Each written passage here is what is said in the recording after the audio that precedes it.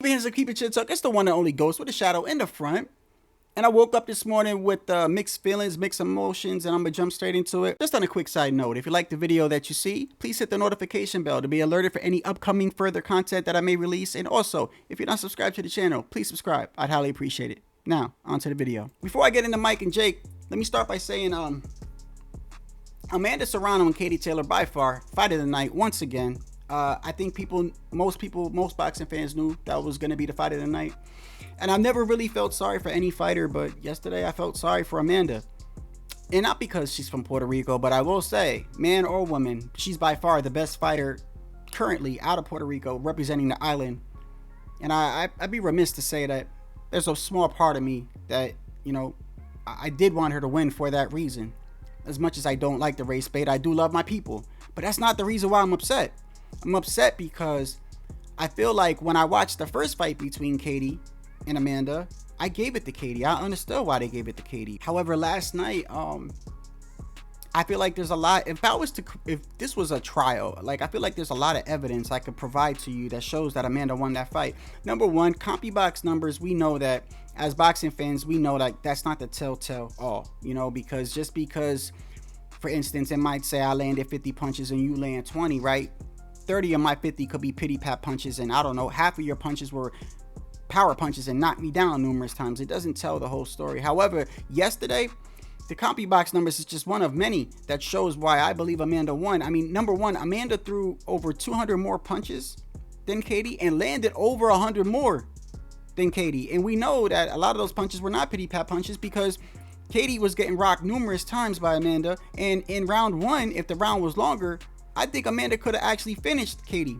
Now, we ain't gonna go off coulda, shoulda, and woulda, but this is just a fact. Just for a side note, according to the statistics that I was reading in the CompuBox, it says that Amanda Serrano landed 324 punches, are the most by a female fighter in CompuBox history. Now, I don't know if that's within a couple of the rounds of the whole fight or whatever, but apparently, you know, she also, you know, broke a record last night. There's just numerous things that I feel like that could be, you know, put in her favor to show that she won that fight. And I feel like Katie was fighting dirty. Now, whether she meant to fight dirty or not, it doesn't matter. At the end of the day, she's notorious for having headbutts in her fights. Part of me wants to give her the benefit of the doubt, because when fighters are in exchanges and stuff, they get frustrated and aggravated, and maybe it's just the way that she fights. I don't know, but there is footage of her actually like rubbing her head into Amanda's head, and it's obviously on purpose. It's not by a mistake.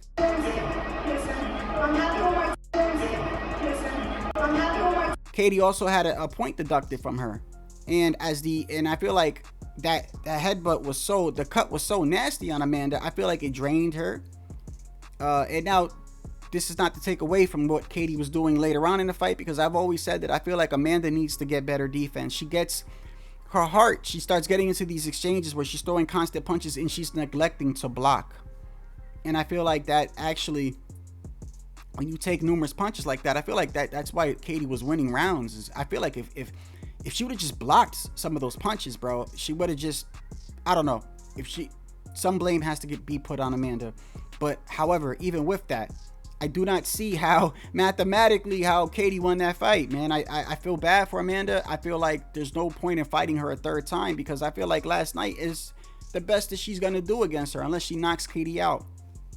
If you think that Katie won, that's fine, but I'm gonna tell you this right now, there's a lot of things that just doesn't look right to me. Number one, in the scorecard itself, me and HOD, shout out to HOD, was looking at the scorecard. It's got a whole bunch of marks and whiteout on it and stuff like that. You look at the CompuBox numbers, you look at how many times Katie was rocked, and I just don't see how they gave it to Katie. And all three judges was in unanimous, 95-94, I believe. That's weird too, because we always know there's always that one judge that's just out there. But no, they all seem to see it the same way, but yet they all saw it the same way, but a lot of people saw it differently. That's just something doesn't feel right. It doesn't sit right with me, but that's here nor there. It was fight of the night. As far as Mike goes, let me start by saying this. I do not worship any man, but I do, like, there are people that are like instrumental in my childhood, and boxing is part of my childhood. And you know, fighters like Trinidad, Tyson, Oscar De La Hoya, Fernando Vargas, Riddick Bowe, Julio Cesar Chavez, Pernell Sweepy Whitaker, Azuma Nelson, Lennox Lewis, the list goes on. Ike Corte. I mean, there's just numerous fighters that were instrumental for me being a boxing fan, and Mike is one of them, man. And it was sad to see this man walking in with a knee brace, out of breath by round 1, had no balance or whatever. And I found myself actually at one point more concerned about Mike getting hurt. And I'm like, Jake, don't hurt him. Like, I should never, like, when I think about that, like, a knockout should be acceptable. A knockout should be something that we want to see. But when I'm watching a fight and I'm like, I don't want to see this old man get hurt, whether he wanted to be in there or not, because, like, sometimes you got to save a fighter from himself. At the end of the fight, Mike was like, when they asked him, are you done? He said, nah, I don't think so. He doesn't even see what we were seeing, bro. He's a fighter. He doesn't know no better. That fight should have never been sanctioned in the first place, bro. All right? Like, Jake, it's bad enough Jake has all these odds in his favor and stuff like that. Not only is he fighting a man that's almost 60 years old, but he's putting him in a larger ring. So not only are you fighting Mike at 58, but you actually choose a larger ring so you could be more evasive. Mike was not shown in a positive light at all last night. And I'm not a huge conspiracy theorist person, but I do believe that a lot of conspiracies are based off some truth. And Mike was not shown in a positive light, and it almost was like a humiliation ritual, if you believe in something like that. You know, there's a part where I was laughing. I still find it funny, but when I think about it, like, there's no way they didn't know. There's a part where in the back, during the Katie Taylor and Amanda Serrano fight, I don't know if it's round 3 or 4, they interview Mike, and Mike's in a thong. And Mike gives the guy a kiss on the cheek, and he turns around and his ass cheeks is flapping in the wind. And the camera pans in on his cheeks, and it's like, bro, like, it's funny, but then I'm thinking about, like, they knew that. Like, that was planned, bro. You know, Mike was not shown in a positive light at all. In fact, most people were like, this is pathetic. You had fighters on Twitter, like Crawford, like, this is sad, bro. Like, and he kept it real and was like, yo, you know, we stop saying like Mike did well, Mike did this, you know, like, no. The reality is he's an old man and should have never been in the ring. And you know, the event itself, I did enjoy it. Like, it wasn't a pay-per-view, and if you got Netflix, it was free. Netflix was buffering all over the world, by the way. Netflix should have anticipated that millions of people were going to be watching this app. But I do hope that for the future, this opens up a thing for boxing and Netflix. Top Rank will be ending their contract with ESPN next August in 2025, and they're going to need somewhere to go. And man, I think it would be great if they went to Netflix. I think it would be a great opportunity for boxing, because a lot of people watch Netflix. And but with that, I got mixed feelings about it. I don't want to see Mike in the ring again. And as far as Jake calling out Canelo, come on. Clarissa Shields is over here saying, why doesn't Canelo fight him? You know why. It's a lose-lose for Canelo. Canelo, $20 million ain't enough for him to fight him anyway. He made more than that fighting Berlanga, and Berlanga is an actual professional fighter fighting longer than Jake and was ranked number 1, and a lot of people didn't want to see that fight.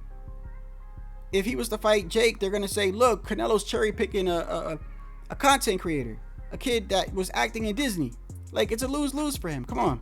But I would like to see Jake in a fight where maybe, I know he doesn't want to fight no one in his real weight class because he would get demolished.